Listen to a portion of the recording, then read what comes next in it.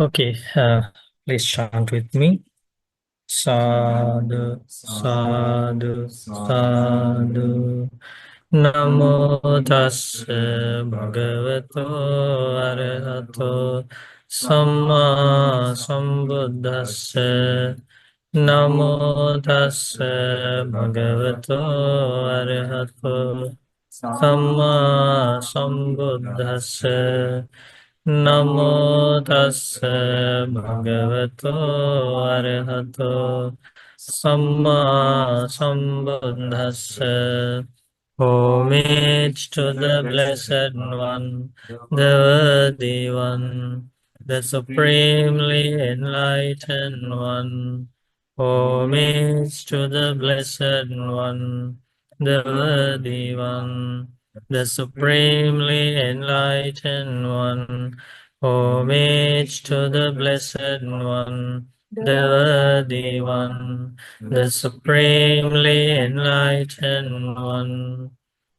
Buddhang saranang gacchami. Dhammang saranang gacchami. Sanghang saranang gacchami. Dutiyampi buddhang saranang gacchami. Dutiyampi dhammang saranang gacchami. Dutiyampi sanghang saranang gacchami. Tatiyampi buddhang saranang gacchami. Tatiyampi dhammang saranang gacchami. Tatiyampi sanghang saranang gacchami. Sadhu, sadhu, sadhu. Pay homage to the Blessed One, Supremely Enlightened Buddha. Sadhu, sadhu, sadhu. I pay homage to my teacher, Lokaswami Namaste. Sadhu, sadhu, sadhu. You can remember, we learned this Kāyasutta from the Anguttara Nikaya.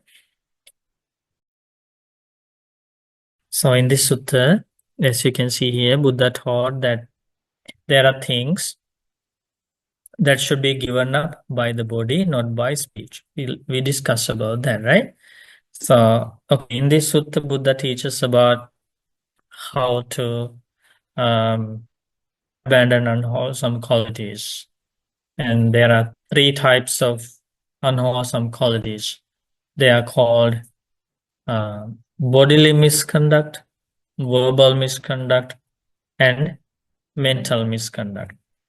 In order to, avoid bad karma, suffering in life, one should abandon these 3 types of misconduct. First one is bodily misconduct.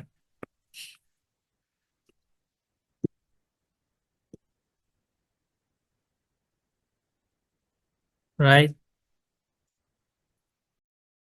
Verbal misconduct.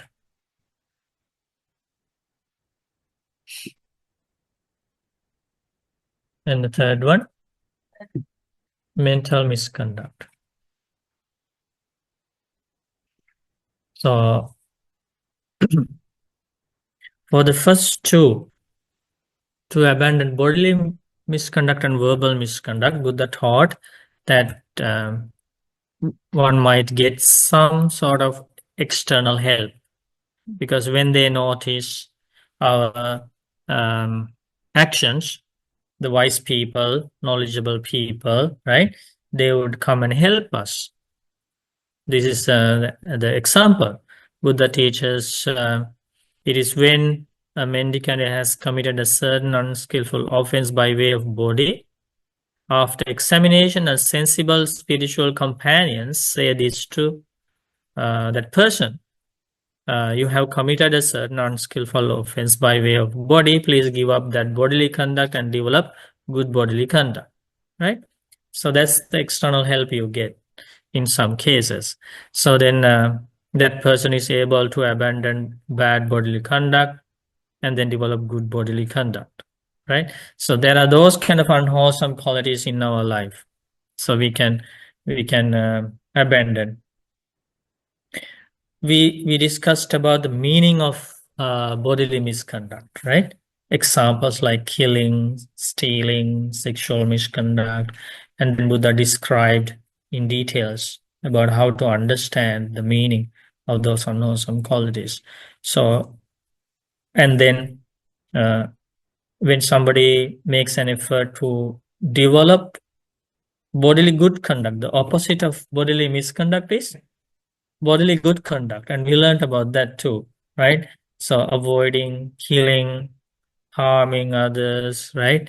And developing compassion, loving kindness, and also saving lives, practicing generosity, volunteering, and all these good bodily conduct create good karma, and also that's um, those actions lead to the uh, end of suffering.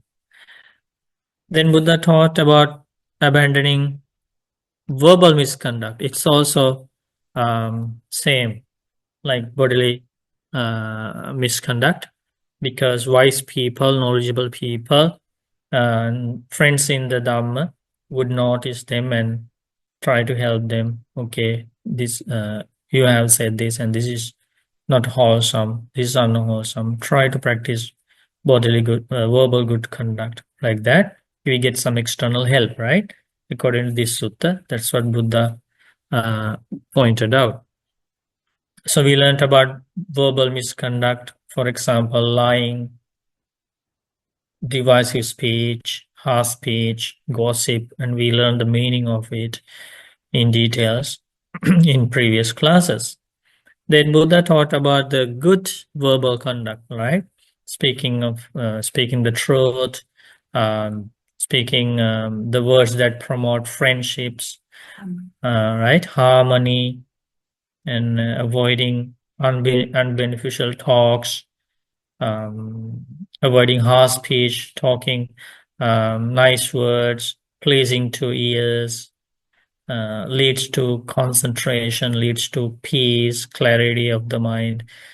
Talking about the Dhamma, talking about wholesome qualities. So these are the verbal good conduct. So we learned about those, right? And then we also learned about the third category. What is the third category?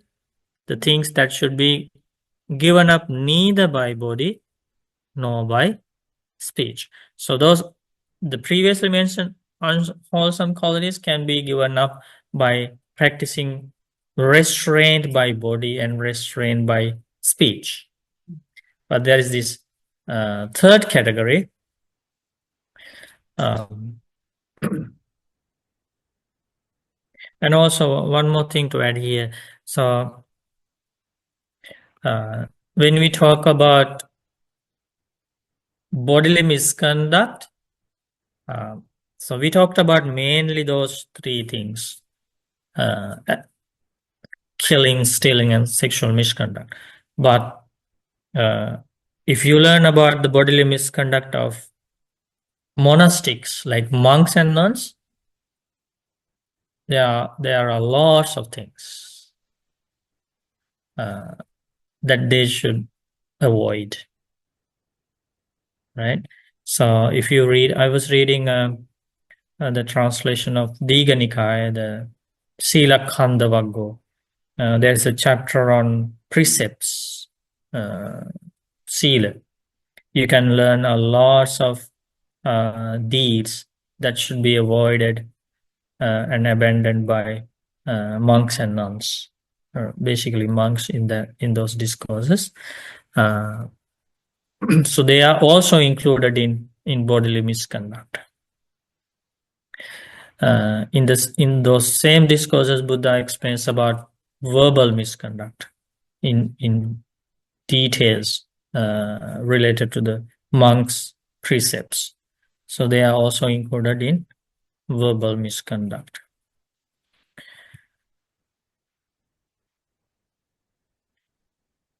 So for a layperson like you living at home, when you observe 8 precepts, more bodily actions become unwholesome compared to the days you observe 5 precepts. It's like that. And this third category is described here by the Buddha. The things that should be given up by neither by body nor by speech, but by seeing again and again with wisdom.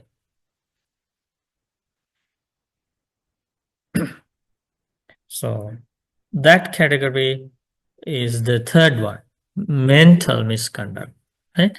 So this third type of misconduct is also should be given up in order to achieve complete purification of the life and to avoid bad karma, avoid suffering in life, and also to develop this insightful mind, concentrated mind, to develop further, to understand deep things in life, deep realities, to understand the Four Noble Truths.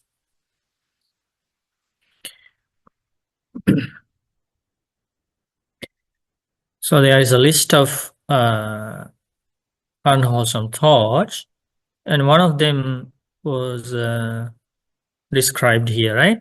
Didn't we learn about this? First two we learned. What is the first one? First one is jealousy. Yeah, we learned about that. So Buddha teaches here, when these unwholesome thoughts arise in somebody's mind, there is nobody to show you. There is nobody to help you to say, oh, in your mind now this unwholesome quality has arisen. Please give it up. Please abandon. There is nobody from the external. You don't get that external help. You have to see, you have to abandon those by seeing again and again with wisdom. When you say wisdom, you have to understand the danger of those unwholesome thoughts. You have to understand how they arise. You have to use mindfulness, awareness. You have to basically use the Dhamma knowledge. You have to use lots of reflections taught by the Buddha. So wisdom means a combination of so many awesome qualities. And it's a very powerful tool. So what is the meaning of jealousy here? Buddha explained about the jealousy, right? It is when a household or their child is prospering in money, grain, silver, or gold, right? There's somebody who is very rich, has lots of money, and then somebody else sees that. A bond servant or dependent means somebody else sees that wealth, those properties, and then this is the evil wish. This is the evil thought.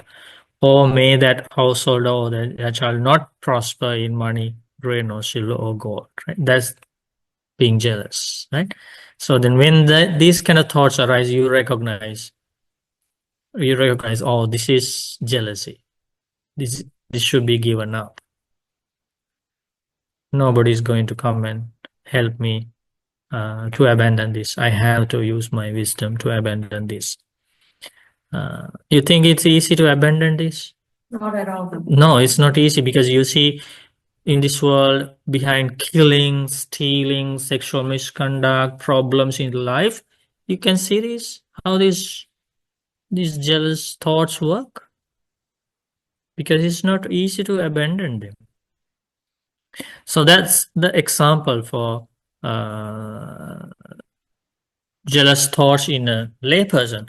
But Buddha teaches then monastics also have those kind of negative thoughts.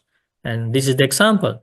An ascetic or Brahmin receive robes, alms, food, lodgings, and medicines and supplies for the sick, a monk or a nun, right? And then another ascetic, another monastic thinks, or may that person does not receive robes, alms, food, lodgings, and medicines and supplies for the sick. So may that monk or nun not receive gifts from people. May they only offer gifts to me, right? So that's also you need to recognize. So we also learned about the bad karma somebody generated by being jealous last one of the last classes, didn't we? We learned about a story of Mata. Oh, What's the name? The two wives. We learned about that. Yes, ghost map. Yeah, that she was jealous at her the husband's other wife, right? Tissa and Mata story. And because of that, she did evil things because of jealousy, right? She stole her perfumes and clothing, and then she did those evil things. Yeah, she got very jealous, and finally, because of the bad karma, she took rebirth in the ghost world, and then the bad karma followed her, right? She was suffering a lot. So that's a very evil quality. Did you learn about the second one? Yes. This is called corrupt wishes or evil wishes. That's another example for um, unwholesome qualities that arise in the mind, and to abandon by seeing again and again with wisdom. You can see these thoughts arise even during meditation, right? That's why it's meditation difficult, right? So when they arise, you have to recognize them. And when the mind is freed from all these defilements, that's the happy mind. Even though they don't have money, they don't have power, they don't have relatives, they don't have friends, they are not suffering. They are the peaceful people.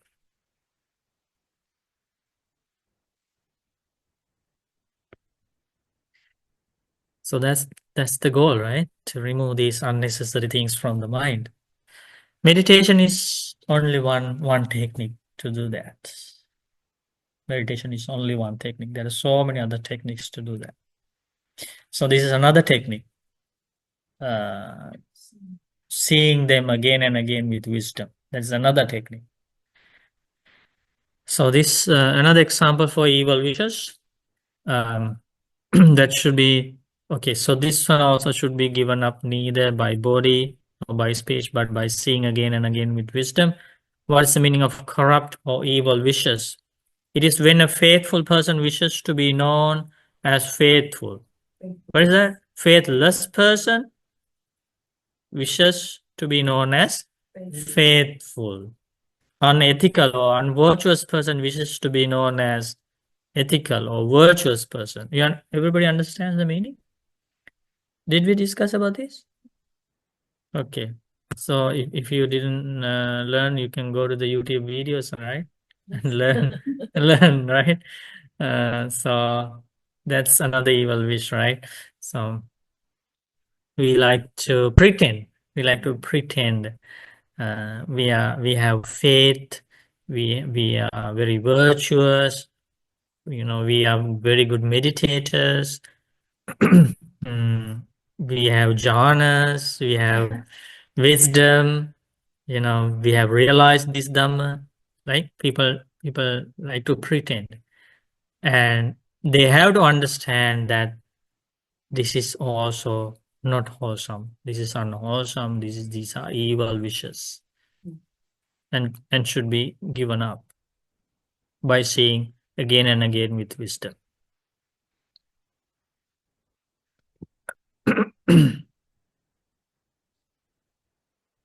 Talking about uh, other unwholesome qualities of the mind. Hate, greed, and hate, these two qualities. Okay, so there is a discourse about how these defilements arise.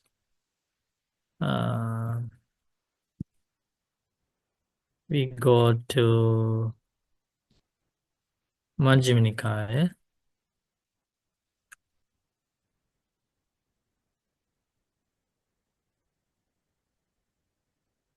So far we learned about jealousy. How you write jealousy? This is one. And second one, evil wishes. Did we learn a list of examples for evil wishes? No? There's a list.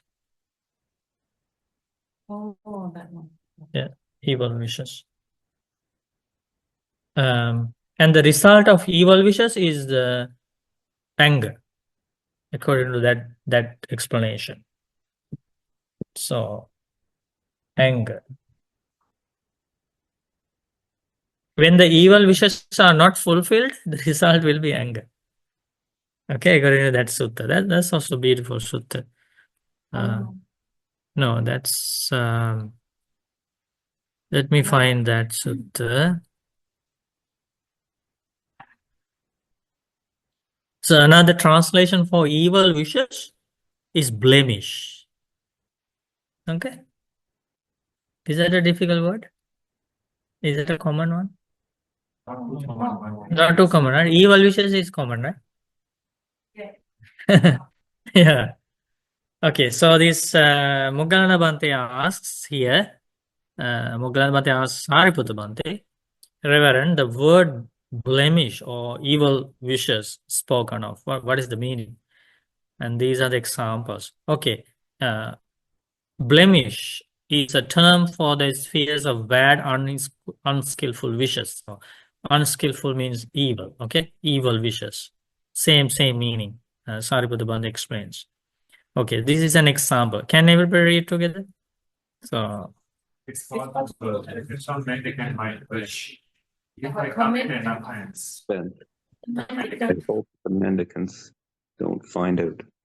Mendicants who find out that mendicant has committed an offense. Thinking, mendicants have found out about my past. They get angry and bitter, and the angry and the bitter are both blemished.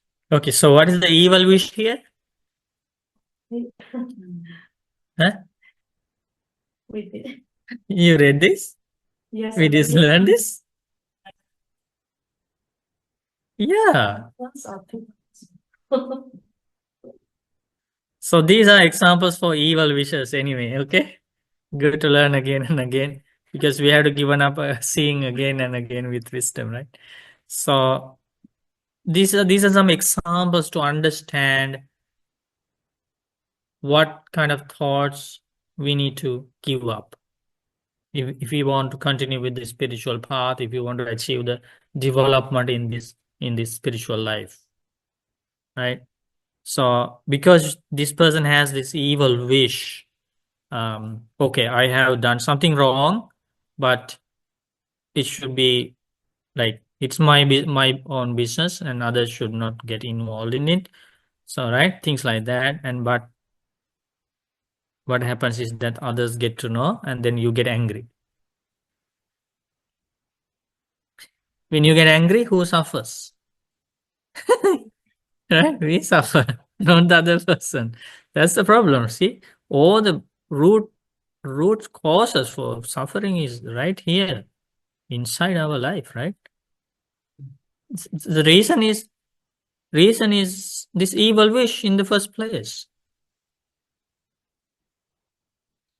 Another example is, okay, I committed this offense, but others should accuse me in private, not in the middle of the sangha, not in among friends or family members, right? My parents should talk to me about this in private. That's the evil wish. Like you cannot control like that. You cannot control outside world. You have to. This is the evil wish, but you have to have a different kind of wholesome thought. Okay, my parents would accuse me in private or in the midst of other people. Doesn't matter. I stick to the truth, and I'll be patient. I'll be truthful. I want to correct myself. So those are the wholesome thoughts. So what happens is he's accused in the midst of other people, so he gets angry. And then another evil wish is I hope I am accused by a counterpart, not by someone who is not a counterpart. But the opposite happens, you get angry. Another one is I hope the teacher will teach the mendicants by repeatedly questioning me alone, not some other mendicant. Evil wish, another evil wish. I hope the mendicants will enter the village for the meal, putting me at the very front, not some other mendicant. Right? So expecting respect. This happens a lot in the ordinary world. People expect fame, popularity, right? Respect from other people. They want others to be respected. So then the problem begins. All the divisive speech and things like that. So person gets angry. The reason is evilish. The fact that they do evil things, but they still want people to respect them. That's what that's the thing, right? Like they do evil things, but they don't want others to know that they've done something wrong because they want that respect from the thing. Yeah. They don't want to be expecting the respect in the wrong way, in the unrighteous way, right?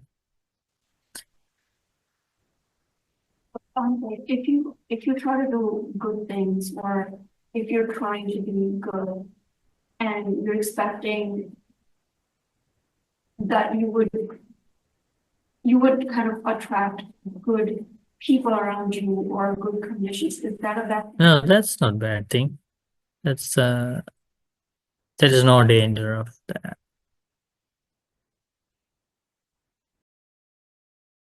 In the same way here also, I hope that I alone get the best seat, the best drink, the best armed food, right?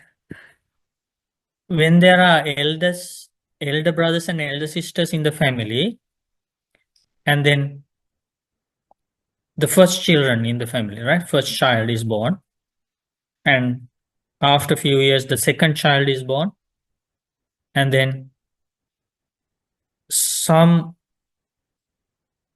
children who were born before, like elder brothers and elder sisters, they cannot bear the feeling that they are not going to be respected anymore.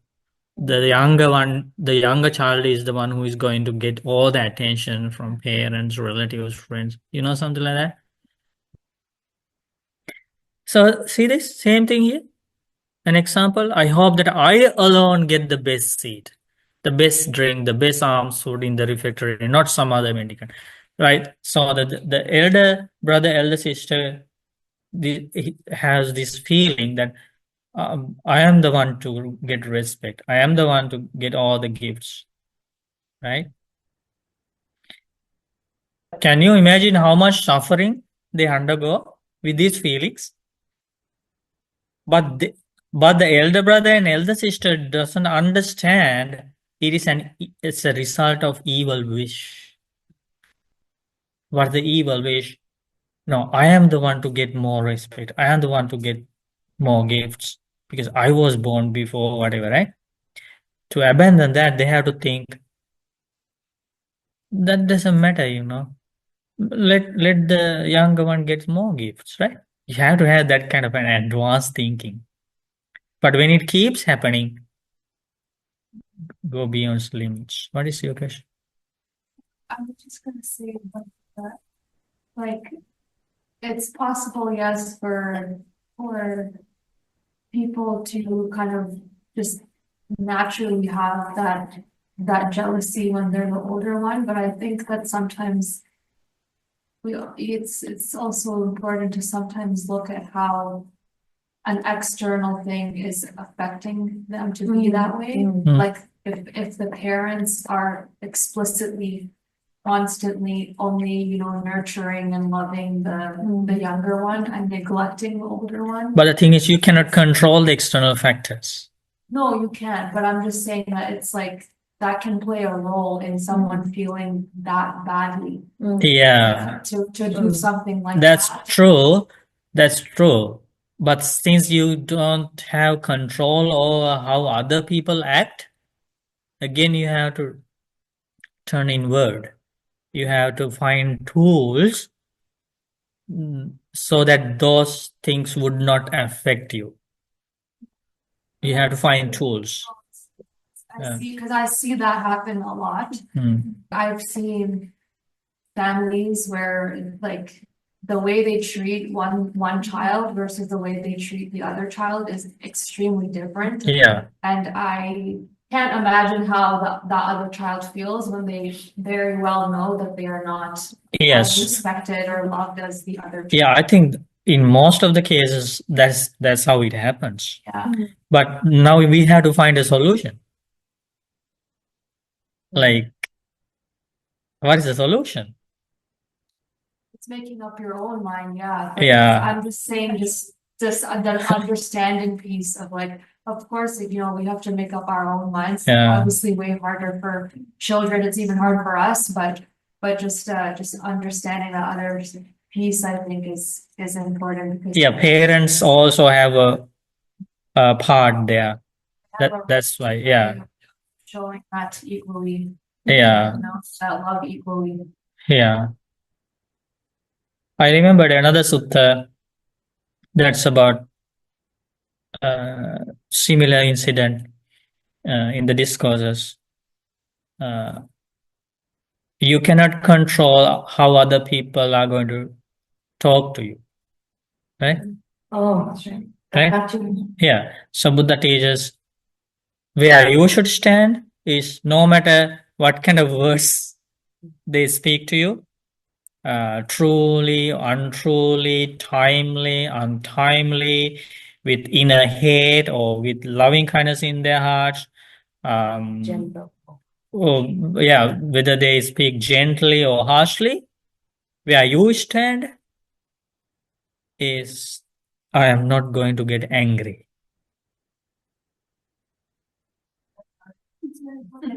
Like normally how we try to think is that we ask why. The question why. We always go with the question why. Why you talk to me like that? And we say, it's unfair. You are accusing me. You are insulting me. We go like that. But Buddha teaches to end suffering, that's not the path. Because if we try to argue like that, this is not going to end. Then the other person insults us back, right? More harsh words are exchanged, right? And then more anger. More anger. We ask, as long as we ask the question why, more anger arises. But Buddha teaches you cannot control how other people uses their words. You have to pay attention to your mind. You have to practice loving kindness. You have to extend the thoughts of loving kindness.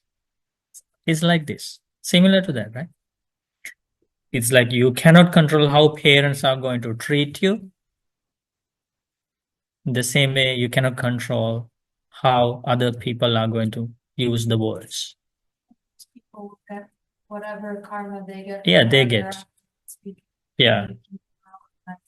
Yeah. But what is happening in the world normally is the opposite. I think that's the culture too, Yeah, but in a way. you cannot use excuses. Like you mean like you cannot justify your anger. You cannot use justify. But Bhante, what if someone's speaking to you? and you're just listening, you're taking it. Is it okay to say to that person afterwards, you know, when you spoke to me this way, you know, it was inappropriate or that was not right? Yeah, sometimes you can. Even Buddha said that.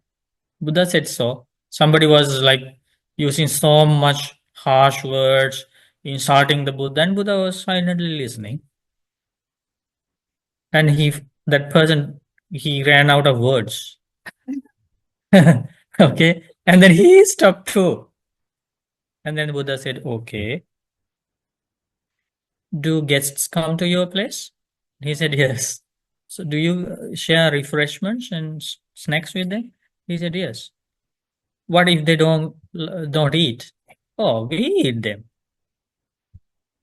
They belong to us. In the same way, whatever you were wanted to share with me now, all those harsh words, I don't take them. They are yours. You take it. That's how he was tamed, right? So, like sometimes you can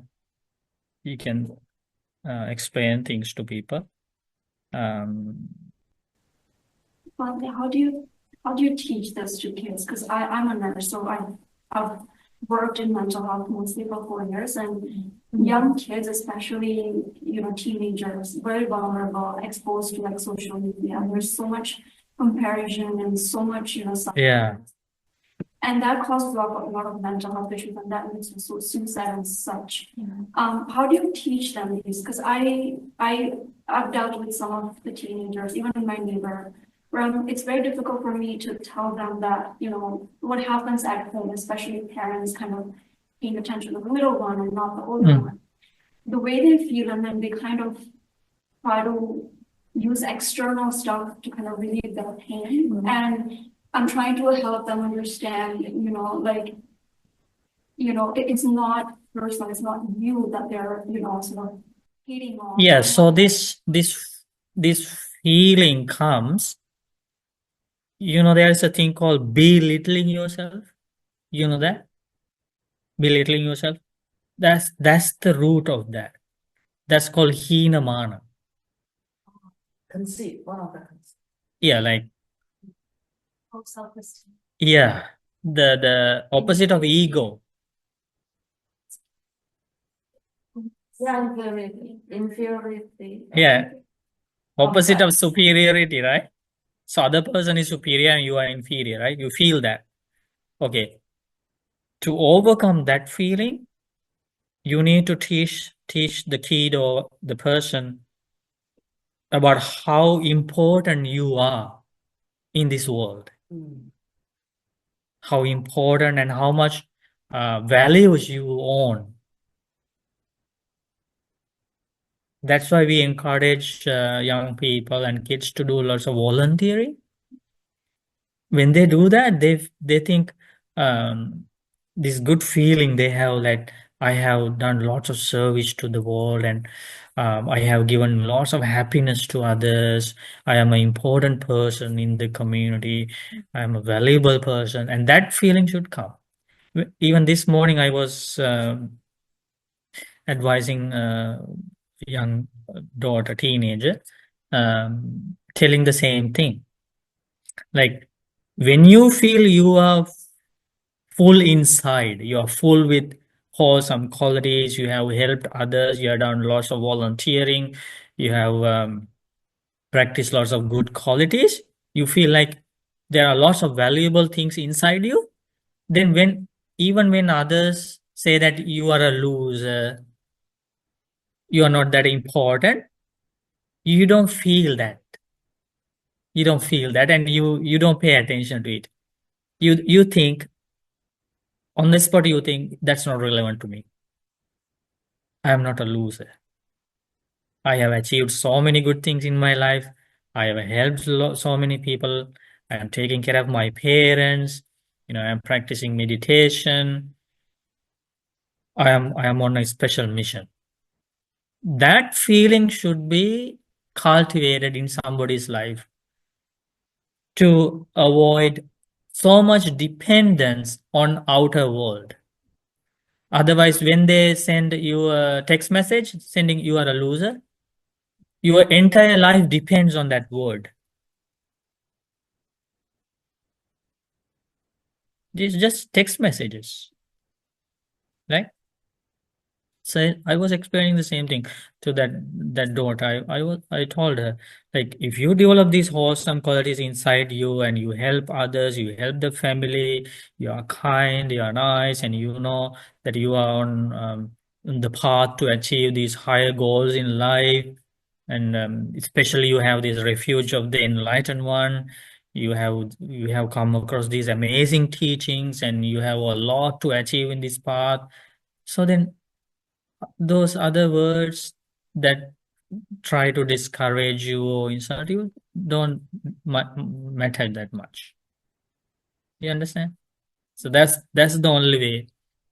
Like you have to give tools for that child to think that I am important person. I have lots of good things in my life, and they cannot be stolen, challenged, or taken by other people. And I am not depending on, my life is not dependent on other people's words and other people's judgments. So, no, I am the person to judge my life. So that kind of confidence should be developed. You agree? You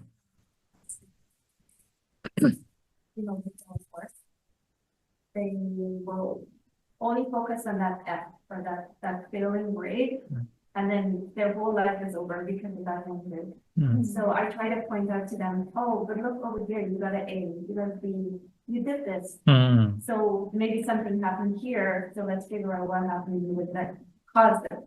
Because look, you did well here. And sometimes that helps them. Maybe maybe some kids don't find teachers like you. Because I heard another reason for that, the same suicide thing is too much pressure from parents to get higher grades. Something happens a lot in Yeah. Asian countries.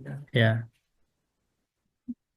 So now we can very clearly understand we don't have that much control over other people's words, other people's how they're going to treat you.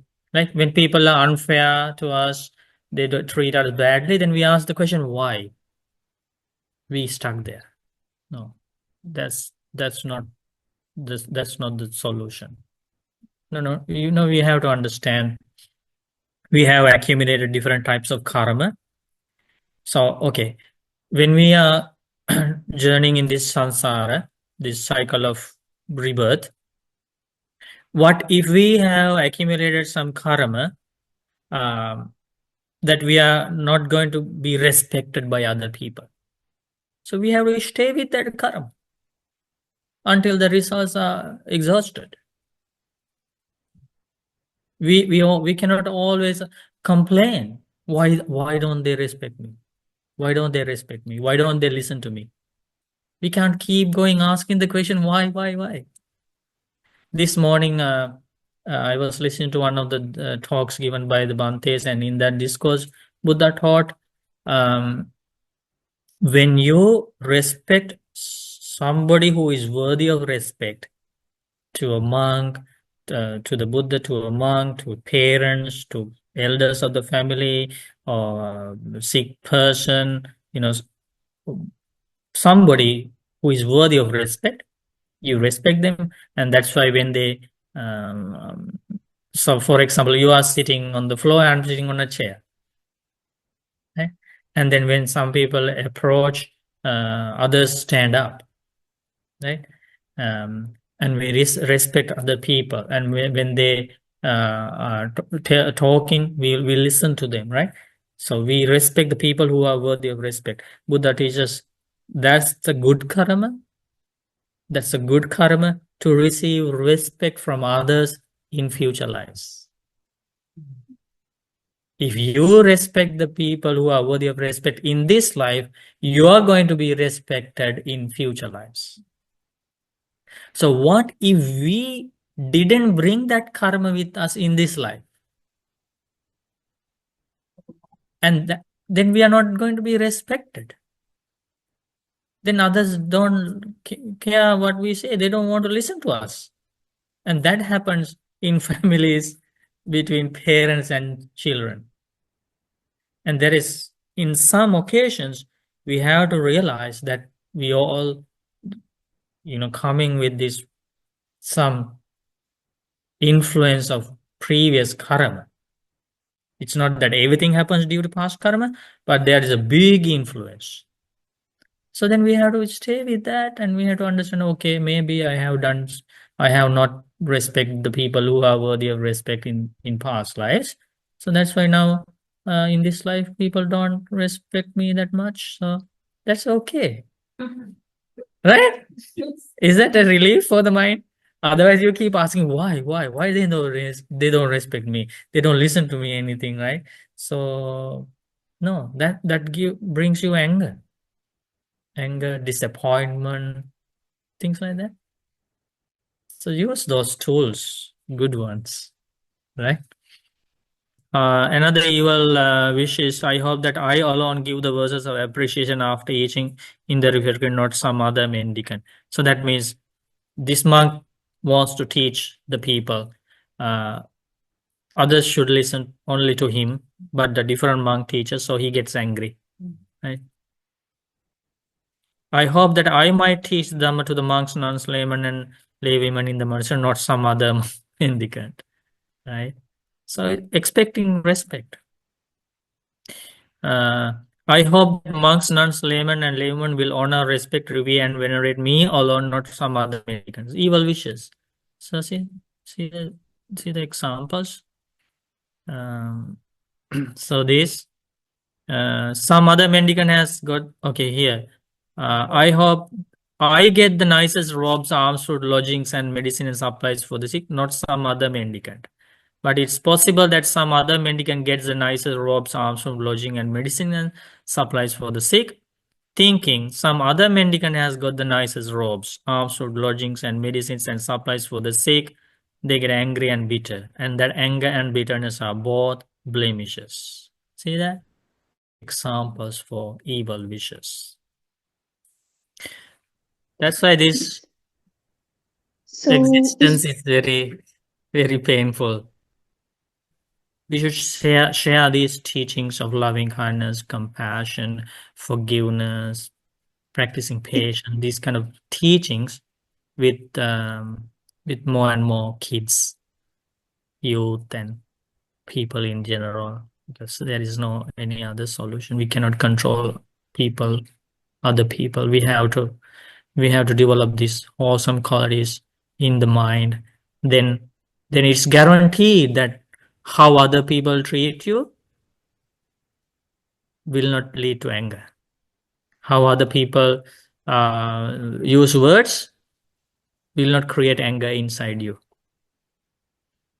You will be still able to. There was one servant girl in the time of the Buddha, I think Rajumala. Name was Rajumala, and she was treated badly by the mistress of the family, and she was suffering a lot. Same type of incidents, 2,500 years old in India. And so she has a beautiful long hair, and that was used by the mistress to punish her, to hit her. She was dragged with the hair and punished, with hit with sticks. And so then finally she couldn't bear that, and what she did was she cut her hair, long beautiful hair, so the mistress cannot grab her, right? And then what the mistress did was she made a rope, like a chain, and put around her neck. That's how she got the name Rajumala, with a rope around her neck. And the mistress you then used that rope to drag her towards her, and to abuse, like hit her, right? And then finally she was like, she couldn't bear it anymore. Maybe 12 years old, 13 years old, young girl, right? And then finally she realized to commit suicide. So she took the clay pot.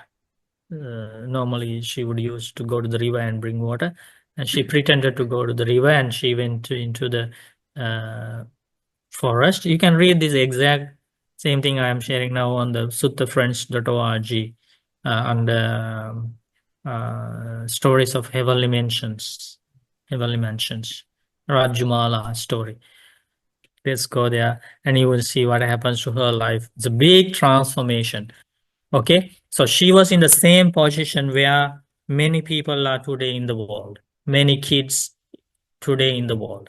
But the thing to learn here is that a transformation took place in her life, and you are going to learn what led to the transformation.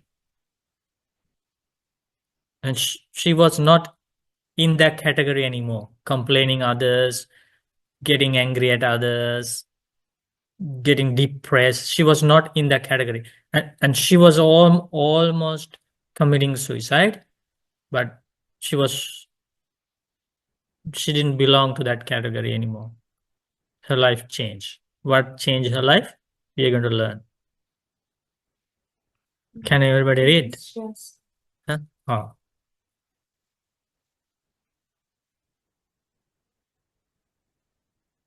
Like these are real examples how they overcome the same problems we are experiencing in the present world. So this is one of the arahants with using psychic powers visit the heaven where there are people with the human beings with good qualities who are in the human world end up until they attain final liberation. So that's the world, heaven. And this Moggallana Bhante was in that heaven, visiting heaven to see, to learn about their stories. Okay, please read. Devata, beauty shines in all directions like gold. When you dance, divine music and sweet fragrance spread from your hands and feet. Also, the ornaments on your head play delightful music.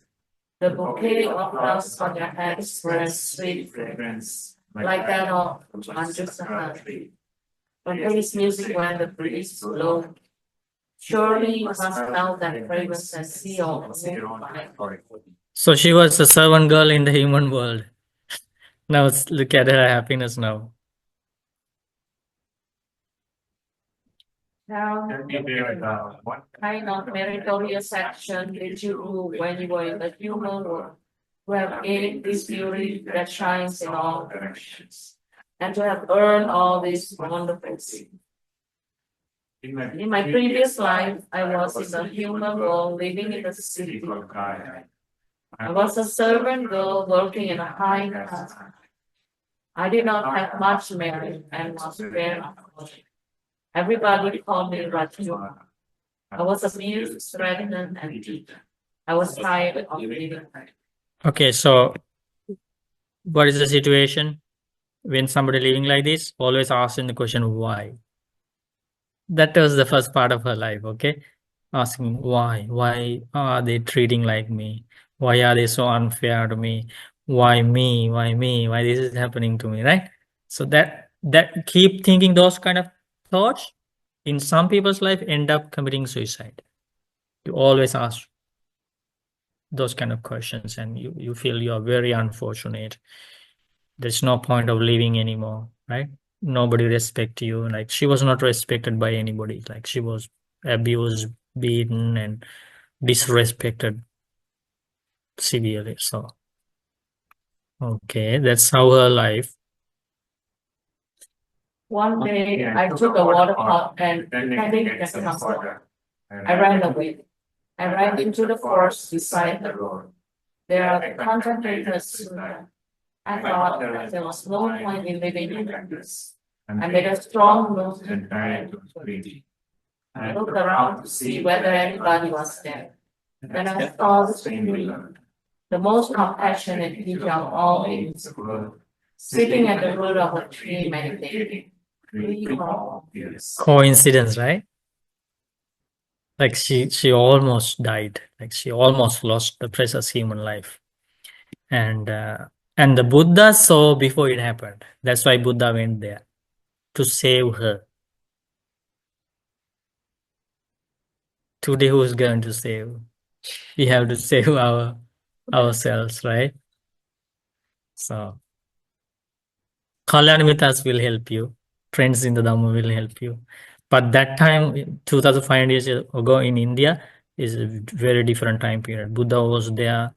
Buddha was helping many people. Using psychic powers, Buddha appeared there in the same forest. Buddha was meditating just beside, and she was so fortunate. And for the first time, right? Maybe for the first time in her life, or we don't know whether she knew about the Buddha before, but as soon as she saw this calm, peaceful Buddha, something happened to her. Okay. I was shocked and surprised. The hair from my body stood up. I thought, who is that being in sports? Is he a human or not? The sight of him was real. He has escaped from the horrors of the power and attained the bliss of gods. When I saw him, I was delighted. I realized that he was not an ordinary. The Blessed One lived with a strange senses, alive meditation with his mind established. Truly, he is the supreme, the most compassionate.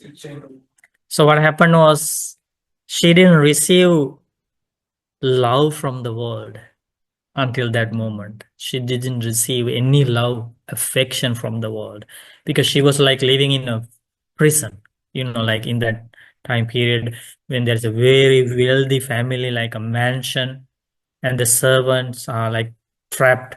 They are normally from very low caste, like even India, even today, there is this caste conflict, right? So she was from very low caste, and they are living like in a prison there. So they are not allowed to go outside the mansion, right? And then living in that miserable mansion for the entire life, these young ladies, right? And then imagine living like that every day without receiving a sign of love, compassion, affection. What a miserable experience. And that's how her life was. And this meeting was so unique, and she was shocked because for the first time in her life, she received that love. And she noticed the Buddha was looking at her with kind, compassionate, with eyes full of compassion. That's what shocked her for the first time. Like these are very good, like there are very powerful answers in these stories for the present day conflicts, problems, issues. Like the beginning of helping somebody is that showing empathy, compassion, to show them that you are there to help. You are not alone in the world. So teachers should use these things.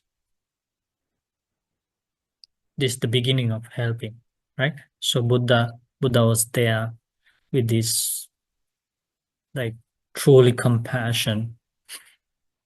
And what happens in the world is that some people try to come to other people's life in the guise of compassion, not with true compassion, and then things get worse. That happens to some people's life, right?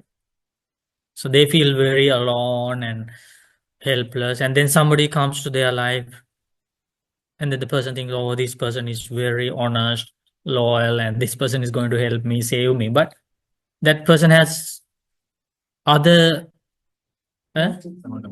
some other motives, and They take advantage of this person, and these kind of things happen. But when Buddha is in front of you, Buddha doesn't expect anything in return. It's just pure compassion, and she felt that.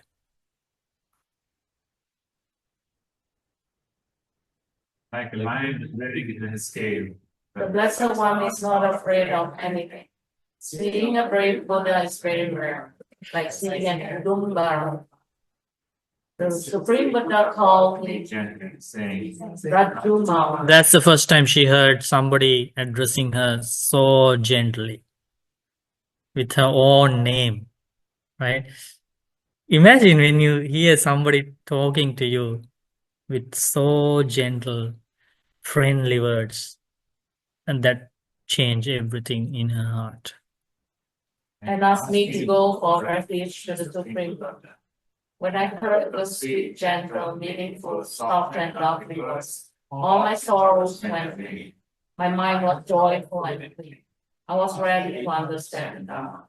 At that time, those compassionate teachers in the world taught me, saying, this is suffering. This is the cause of suffering. This is the end of suffering. And this is the way leading to the deathless. This is unbelievable. She was almost, right, at the edge of committing suicide. She didn't like this world. She was tired. And now she is learning the Four Noble Truths. These Four Noble Truths: suffering, cause of suffering, end of suffering, the path to end suffering. Like, imagine how Buddha scanned her in spiritual faculties. Buddha realized even though she was from very low caste and she had a miserable life, she was a servant girl, nobody in the world, no one else noticed her value, her capabilities, except the Buddha. Buddha realized even though she didn't have any of those privileges, she has amazing, powerful, good karma coming from her past lives that would help her to understand the deepest thing in the world, which is the Four Noble Truths. And Buddha started teaching it. And this young girl is listening to the Buddha, learning the Four Noble Truths in the forest. True stories. These are powerful things. So now, little by little, you will be able to understand the causes for the transformation in her life. Somebody who was about to commit suicide and changing the life. We need to get factors one by one. First, showing true compassion, giving the notion that you are there to help, right? So that's the opening, and then sharing the truth about life. Teaching the Four Noble Truths to that girl means sharing the truth about life. That's all what Buddha did. Okay, let's see what is happening. I followed the advice of the most compassionate and skilled teacher, the Supreme Buddha. I understood the peaceful and deathless state now. With the realization of the Four Noble Truths, my love towards the Buddha became strong, unshakable, well-rooted, and well-established. I became a daughter born of the heart. So now she has a new father. That's how the people who go for refuge to the Buddha think. That's how they think. Like the father, the biological father of Rajumala is the first father, and then when you go for refuge to the Buddha, you think you have been born from the heart of the Buddha. From the heart of the Buddha means from the Dhamma. It's a symbol to say that because now you are a new person. She's a new person now. She doesn't have that she will explain it. She doesn't have that miserable life anymore. You know what happened? After this, she went back to the same mansion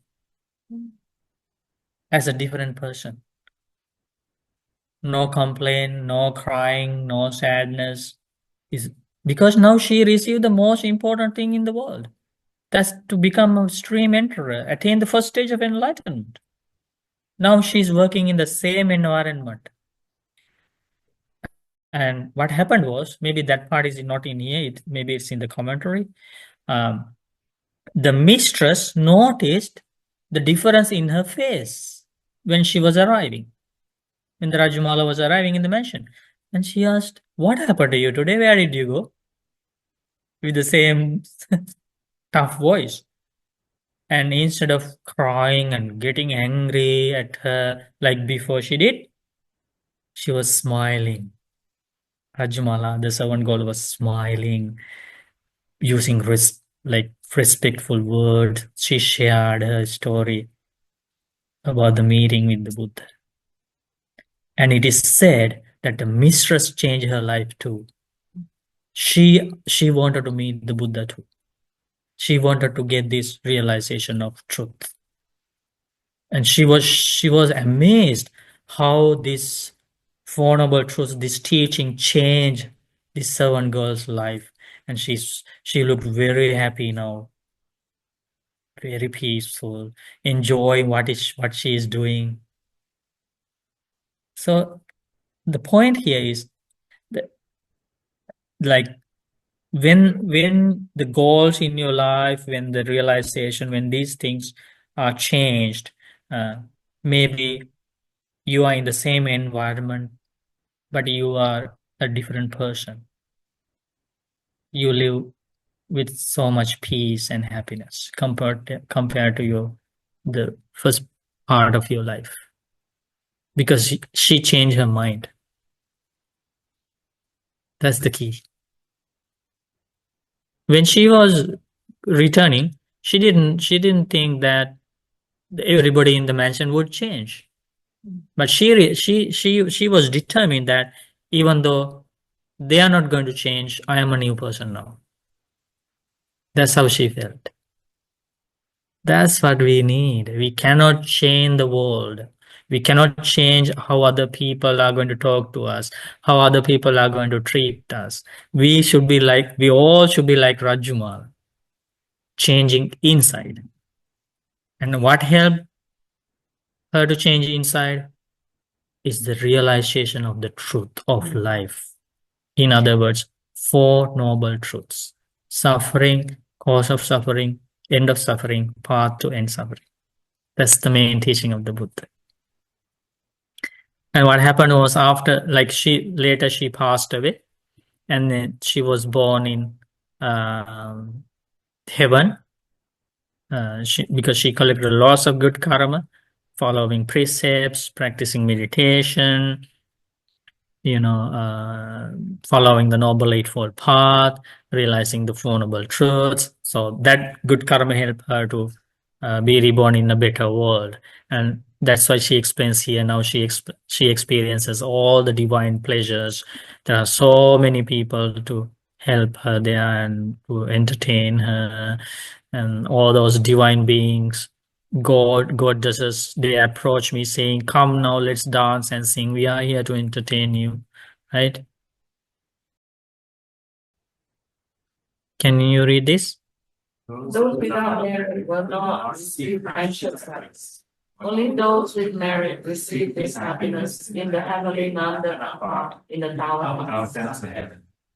Those who have not collected merit will not get any happiness in their current life or the next. Only those who have collected merit get happiness in both the current and the next life. Those who would like to be born in the powers of heaven must collect much merit. Only people do good things are able to joy with wishes. Definitely, Supreme Buddhas are born into the world for the happiness of all beings. Thus, Buddhas are the unique treasure of fields, donors, and young. Having respected such beings, these fortunate people enjoy. Sadhu. That's a beautiful ending, right? Maybe she's still in heaven.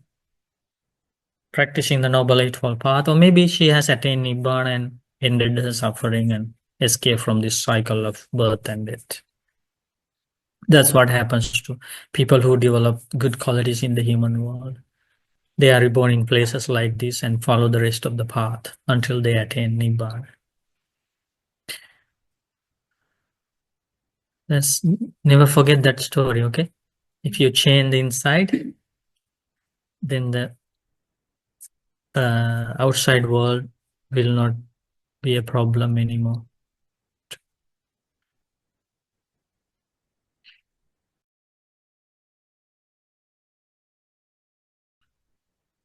We learned about evil wishes and how to avoid evil wishes, how to cleanse inside those things, and we are going to learn more about mental misconduct and how to get rid of those things, how to cleanse the mind, because that's the key to life with true happiness.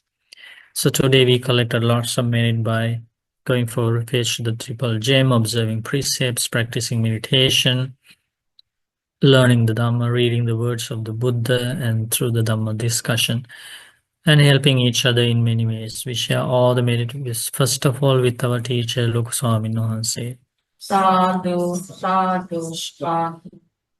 We share merit with all the monks and nuns in the world. Sadhu, sadhu, sadhu. We share merit with all heavenly beings. Sadhu, sadhu. Share merit with departed relatives. Sadhu, sadhu. We share merit with our parents, teachers, family members, and with all beings in this world. May all beings enjoy good health, long life, happiness, and peace. Sadhu, sadhu. Also, I want to say many merit for beautiful Sutta and Dhamma discussion. We would like to share merit with Bante and Asabodhi. Bukan sahabat Sukhi Hantu. Saya kata punya samila anumodita. Sadhu Anumodata. Samila kata punya baihangda. Sadhu Anumodata. Sadhu anumoda. Okasa dwara tega. Atak sama. Amalkam.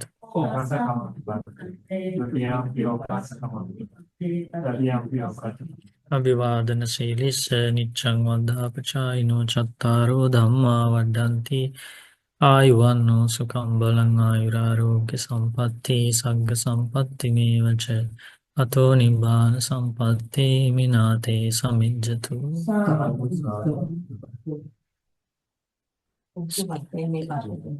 May the triple gem bless you all. May you be well and happy. Namo Buddhaya. Okay, Namo Buddha. you're welcome. Namo Buddha. Namo Thank you. Namo Buddhaya. Thank you, Bhante. Namo Buddhaya.